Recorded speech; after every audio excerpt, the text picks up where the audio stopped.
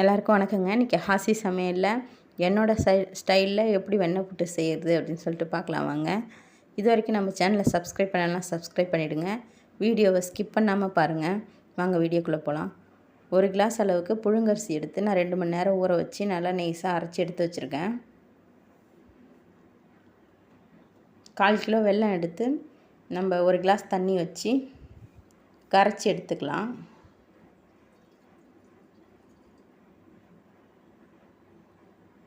ஒரு 2 ஸ்பூன் அளவுக்கு கடலைப்பருப்பை நான் ஒரு 2 மணி நேரத்துக்கு முன்னாடியே ஊற வச்சு வச்சுருக்கேன்.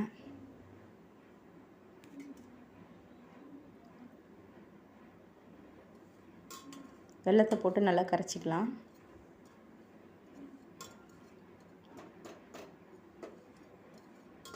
வெல்லம் கரைஞ்சதுக்கப்புறமா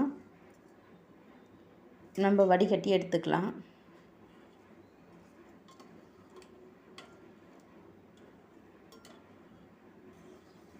வெல்லம் நல்லா கரைஞ்சிடுச்சு, நான் வடிகட்டி எடுத்துக்கிட்டேன்.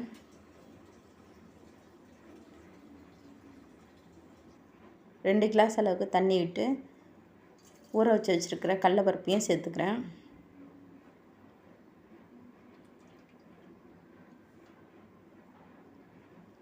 கடலைப்பருப்பு நல்லா முக்கால் பதம் வந்ததுக்கப்புறமா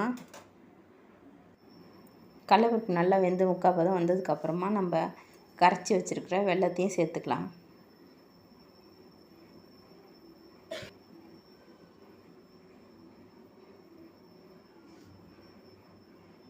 கொஞ்சோண்டு உப்பு சேர்த்துங்க.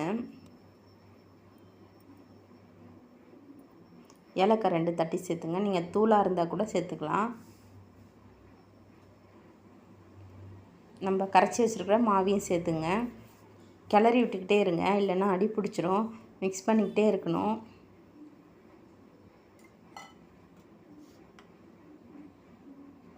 நல்லா கிளறி விட்டுக்கிட்டே இருங்க,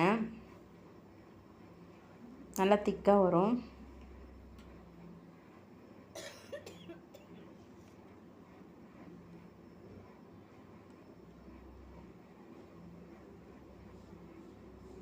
கொஞ்சம் கொஞ்சமாக அப்படியே திக்காக ஆரம்பிக்கும்.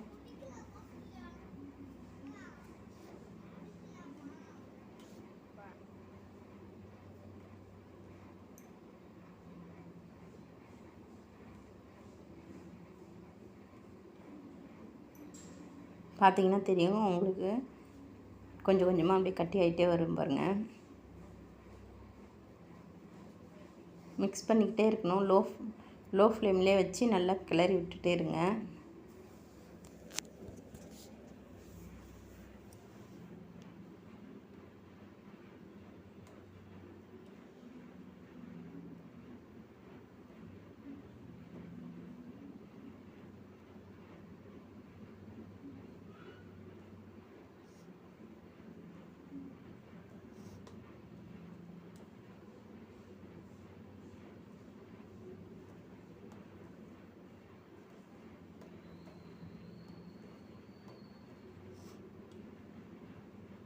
பார்த்திங்கன்னா தெரியும், நல்லா ஃபுல்லாக திக்காகிடுச்சு.